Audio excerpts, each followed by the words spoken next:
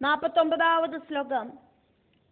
இத்யுக்தே வஜனே ராஜ்ஞா வருண ஸ்வக்ருஹம் கதா ராஜா பபூவ சந்துஷ்ட கிஞ்சித் சிந்தாதுரஸ்ததா. ராஜா இப்படி சொன்னதை கேட்ட வருணன் அவரோட சொந்தம் கிரகத்துக்கு திரும்பி போனார்.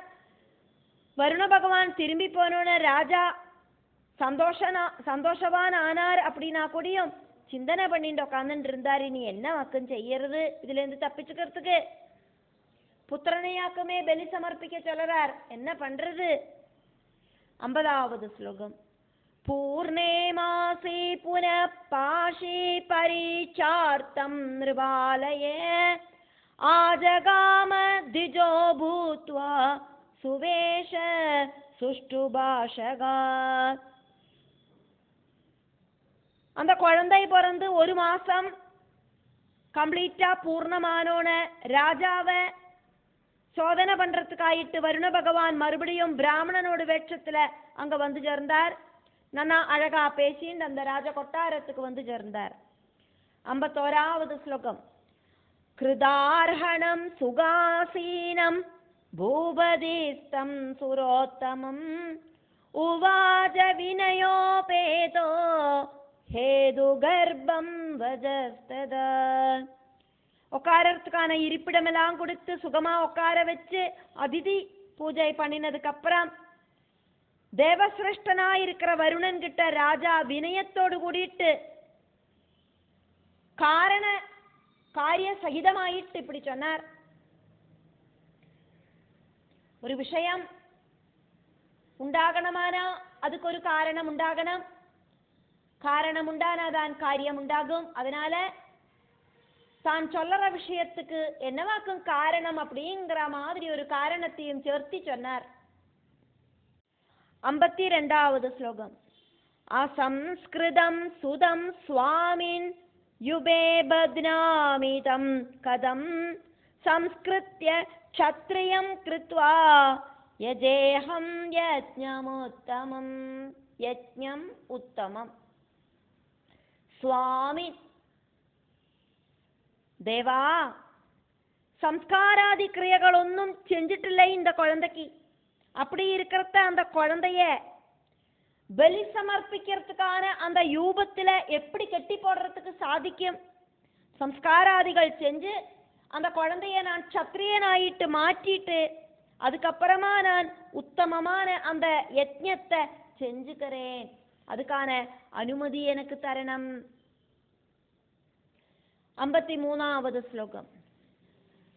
தயசே யதி தேவ த்வம் ஞாத்வாதீனம் ஸ்வசேவகம் அசம்ஸ்கிருதஸ்ய பாலஸ்ய நாதிகாரோஸ்தி குத்ரசித் ந அதிகாரஹ அஸ்தி குத்ரசித். தேவா, தேவசிரேஷ்டா, வருணதேவா, நீங்க சொன்னதெல்லாம் செய்யறதுக்கு கட்டுப்பட்டவனான நான் இப்போ நீங்கள் சொன்ன விஷயத்தை செய்ய முடியாம நிக்கிறேன். எங்கிட்ட கருணை காட்டணும். நீங்கள் எங்கிட்ட கருணை காமிச்சானா எனக்கு சொன்ன வாக்கு காப்பாத்துறதுக்கு சாதிக்கும். சம்ஸ்காராதி ஷோடச கிரியைகள் செய்யாத பாலனுக்கு இந்த யஜ்ஞத்தை பூர்த்தி பண்றதுக்கு சாதிக்காது. அந்த பாலனுக்கு ஒன்னிலையும் எந்த ஒரு அதிகாரமும் கிடையாது. அப்படி இருக்கிற அந்த பாலனை யஜ்ஞ பசுவாயிட்டு அந்த யூபத்துல கட்டி போட்டு நான் யஜ்ஞ கர்மத்தை செய்யறதுக்கு சாதிக்காது. அதனால அந்த குழந்தை கொஞ்சம் வளரட்டும், ஷோடசாதி கர்மங்கள் எல்லாம் நான் முடிக்கட்டும். ஷோடசாதி கர்மங்கள் அப்படின்னு நீங்க சொன்னது கர்ப்பஸ்த அவஸ்தையில ஷோடசாதி கர்மங்கள் எல்லாம் அவர் செஞ்சு முடிச்சார். பும்சவனம், சீமந்தம் இப்படிங்கிறதெல்லாம். அதுக்கப்புறம் பிறந்ததுக்கு அப்புறம் பேரு போடணும் அந்த குழந்தைக்கு. அதே மாதிரி அன்னப்பிராசனம் நடத்தணும், பூணூலு போடணும், படிப்பு சொல்லி கொடுக்கணும். இப்படி இருக்கிற நிறைய விஷயங்கள் உண்டு. அதெல்லாமாக்கும் ஷோடசாதி சம்ஸ்காரங்கள் அப்படின்னு சொன்னது. அதெல்லாம் நான் செஞ்சு முடிச்சுட்டு அப்புறமா இந்த யாகத்தை நான் பண்றேன். அதுக்கு வருண பகவான் பதில் சொல்றார். வருண உவாச்ச. 54ാമത് ശ്ലോകം. പ്രതാരയസി രാജേന്ദ്ര കൃത്വാ സമയമഗ്രത ദുസ്ത്യജസ്തവ ജാനാമി സുതസ്നേഹോ ഹ്യപുത്രിന. ராஜாவே, முதல்ல நீங்கள் சத்தியம் பண்ணிட்டு என்ன ஏமாத்த பார்க்கறீங்களா? புத்திரன் இல்லாம இருந்த உங்களுக்கு புத்திரன் கிட்ட இருக்கிற வாத்சல்யம் காரணமாயிட்டு அந்த புத்திரனை வதிக்கிறதுக்கு சாதிக்கிறது இல்லை அப்படிங்கிறத நான் தெரிஞ்சுண்டாச்சு. 55வது ஸ்லோகம். கிருஹம் பிரஜாமி பூபால வஜனாத்தவ கோமளாத் கியத்காலம் பிரதீட்சாஹமாகமிஷ்யாமி தே கிருஹம். ராஜாவே, உங்களோட சக்கர வாக்குகளை கேட்டுண்டு நான் இதா என்னோட வீட்டுக்கு போறேன். கொஞ்ச காலம் வெயிட் பண்ணுவேன். அதுக்கப்புறமா மறுபடியும் நான் திரும்பி வருவேன். ரெடி ஆயிக்கணும் அந்த டைம்ல இந்த யாகத்தை பண்றதுக்கு. மறுபடியும் பல காரணங்களை சொல்லி அப்போது செய்ய மாட்டேன்னு சொல்லக்கூடாது அப்படின்னு அண்டர்லைன் பண்ணி சொல்லிட்டு போறார். 56வது ஸ்லோகம். பவிதவ்யம் த்வயா தாதா ததா சத்யவஜோன்விதோ அன்யதா த்வயி முஞ்சாமி கோபம் சாப சமன்விதம். நீங்கள் வாக்கு அப்படிங்கிறத கட்டாயம் பரிபாலிக்கணும். ஒரு பேச்சு சொன்னானா அது செய்யணும். சொல் பேச்சு அப்படிங்கிறது ரொம்ப ரொம்ப முக்கியம். அந்த பேச்சு அப்படிங்கிறது காப்பாற்றத்தான் வேணும். அப்படி இல்லைன்னா எனக்கு கோபம் வரும். கோபம் வந்தானா நான் உங்களை சபிச்சிடுவேன் அப்படின்னு வருண பகவான் சொல்றார் ஹரிச்சந்திரன் கிட்ட. அதுக்கு ஹரிச்சந்திர மகாராஜா இப்படி சொன்னார். அதனால ஹரிச்சந்திர மகாராஜா சொல்ற மாதிரி இங்க ராஜோவாஜா. 57வது ஸ்லோகம். சமாவர்த்தன கர்மாந்தே சர்வதா யாத சாம்பதே கிருத்வா புத்திர பசும் யஜ்ஞே யஜிஷ்யே விதிபூர்வகம். ஹே வருணதேவா, சமாவர்த்தன காலம் முடிஞ்ச உடனே என்னோட புத்திரனை யஜ்ஞ பசுவாக்கிண்டு விதிபூர்வம் நான் யாகம் செஞ்சுக்கிறேன். குழந்தைக்கு பூணூல் எல்லாம் போடட்டும், கொஞ்சம் வெயிட் பண்ணுங்க இப்படின்னு சொன்னார். அதுக்கப்புறமா அங்க என்ன நடந்தது அப்படிங்கிறத வியாச பகவான் சொல்லறார். அதனால வியாச உவாச்ச. 58வது ஸ்லோகம். தச்ருத்வா வஜனம் ராஜ்ஞோ வருண பிரீதிமானச ததேத்யுக்த்வா யயௌ தூர்ணம் நிருபஸ்து சுஸ்திதோபவத். ராஜா அப்படி சொன்னதை கேட்டு வருண பகவானுக்கு சந்தோஷமாச்சு. அப்படியே ஆகட்டும் அப்படின்னு சொல்லிட்டு அங்கேருந்து வருண பகவான் உடனடியா போயிட்டார். ஹரிச்சந்திர மகாராஜாவும் சொஸ்தமாயிட்டு இருந்தார். அப்பா, கொஞ்ச காலத்துக்கு இனி நிம்மதி அப்படிங்கிற மாதிரி. 59வது ஸ்லோகம். ரோஹிதாக்ய இதி க்யாதா சுதஸ்தஸ்ய விவ்ருத்திமான் சம்ஜாதச்சதுர சர்வவித்யானாம் ச விசாரதா.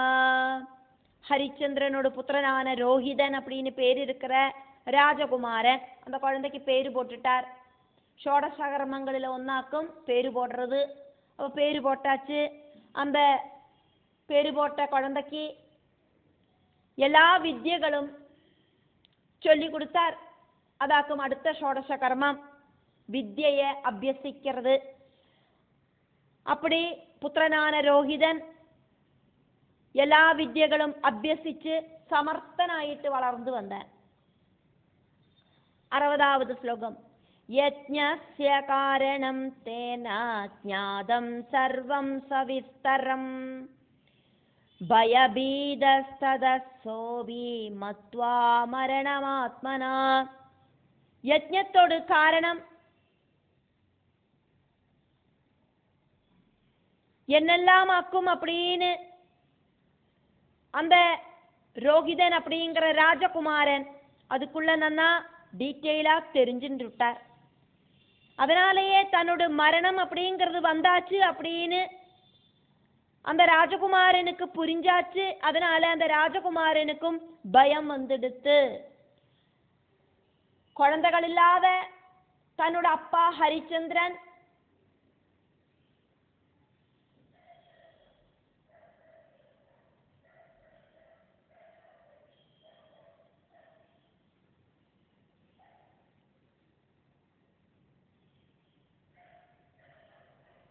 நரமேத யாகம் நடத்துறேன் அப்படின்னு பிரார்த்திச்சுண்டாக்கும். நான் உண்டானேன் அப்படிங்கிறதும் அந்த என்னையே பலியாயிட்டு வருணதேவன் கேட்கிறார் அப்படிங்கிறதையும் புரிஞ்சுண்ட அந்த குழந்தைக்கு பயம் உண்டாகிறது. 61வது ஸ்லோகம்.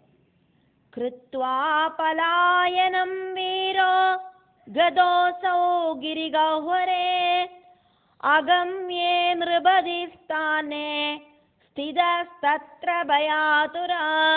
வீரனான ரோகிதன், ஹரிச்சந்திரபுத்திரன் ரோகிதன் பர்வதத்துல ஏதோ ஒரு குகைக்குள்ள ஓடி போய் ஒளிஞ்சுண்டான்.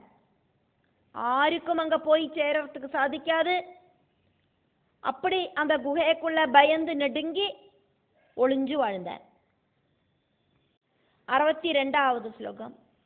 பிராப்தே காலேத வருணோ யஜ்ஞார்த்தி நிருபதேர் கிருஹம் கத்வா தமாஹ பூபாலம் குரு யஜ்ஞம் விஷாம்பதே.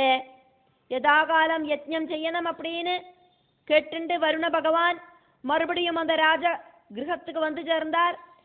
ராஜாவே யஜ்ஞத்தை பண்ணு அப்படின்னு ஆக்ஞாபனை பண்ணினார் ராஜா கிட்ட வருண பகவான். 63வது ஸ்லோகம்.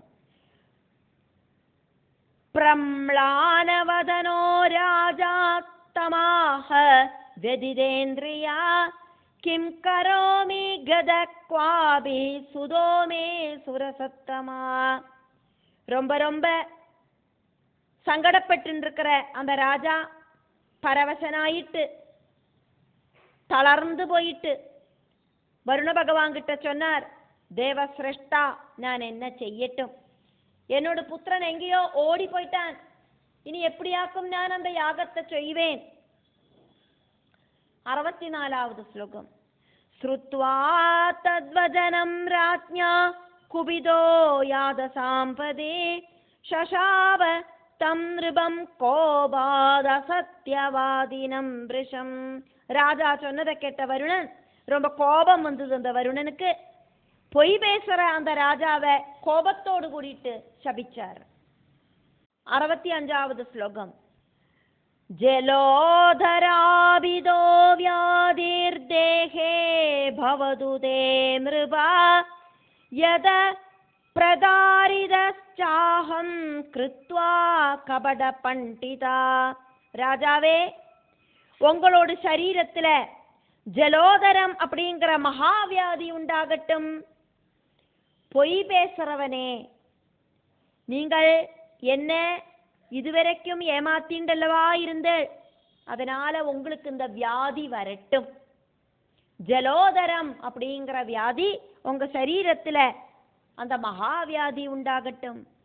66வது ஸ்லோகம்.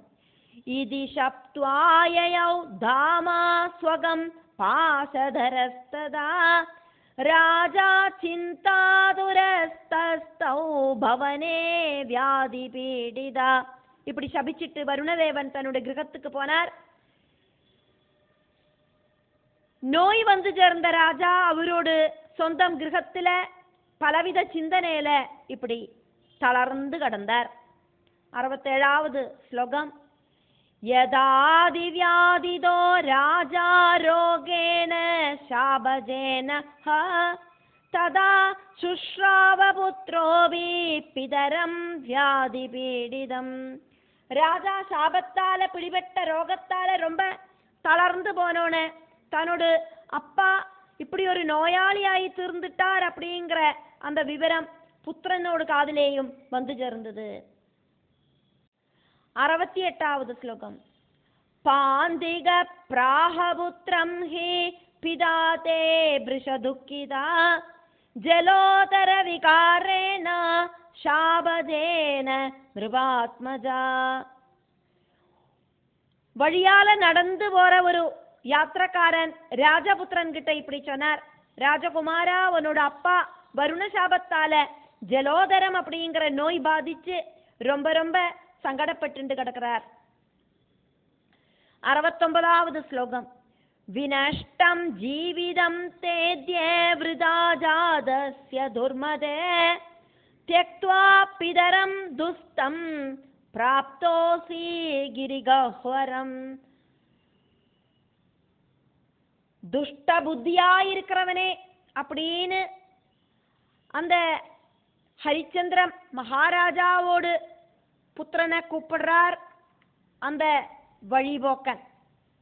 நீ காரணமாக்கும் உன்னோட அப்பாவுக்கு இதெல்லாம் சம்பவிச்சது, துஷ்டா அப்படின்னு அந்த ரோஹிதனை கூப்பிட்டு சொல்லறார்.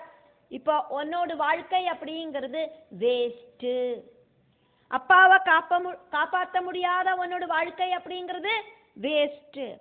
நீ புத்திரனாயி ஜனிச்சதுனால என்ன ஒரு பிரயோஜனமாக்கம் உள்ளது? துக்கத்துல முழுகி இருக்கிற உன்னோட அப்பாவை நீ காப்பாற்ற முடியாம இப்படி ஏதோ ஒரு குகைக்குள்ள ஒளிஞ்சுண்டு வாழறியே. 70வது ஸ்லோகம். கிம்மனேன சரீரேன பிராப்தம் தே ஜன்மன ஃபலம் தேஹதம் துக்கிதம் கிருத்வா ஸ்திதோ ஸ்யத்ர சுதாதமா. ஸ்திதோ அஸ்ய அத்ர சுத அதமா.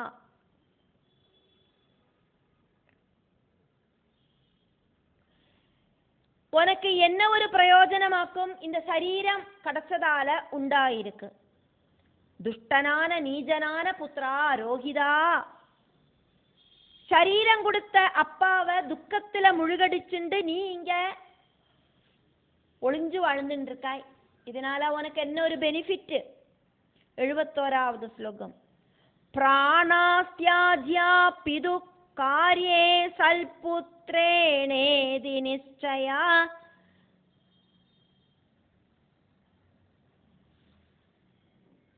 த்வதர்த்தே துக்கிதோ ராஜா கிரந்ததே வியாதி பீடிதா.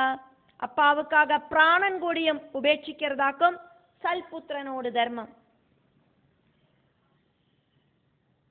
நோய் வந்து அவதிப்படுற உன்னோட அப்பாவான மகாராஜா ஹரிச்சந்திரன் ஒன்னாலேயாக்கும் இப்போ துக்கிச்சுண்டு சங்கடப்பட்டு அங்க வாழ்ந்துட்டு இருக்கார். புத்திரனை கண்ணால பார்க்க முடியலையே அப்படிங்கிற சங்கடமும் அவருக்கு இருக்கு. அப்படின்னு அந்த வழியில நடந்து போற ஒரு வழிபோக்கனாக்கும் இப்ப ரோஹிதன் கிட்ட பேசினது.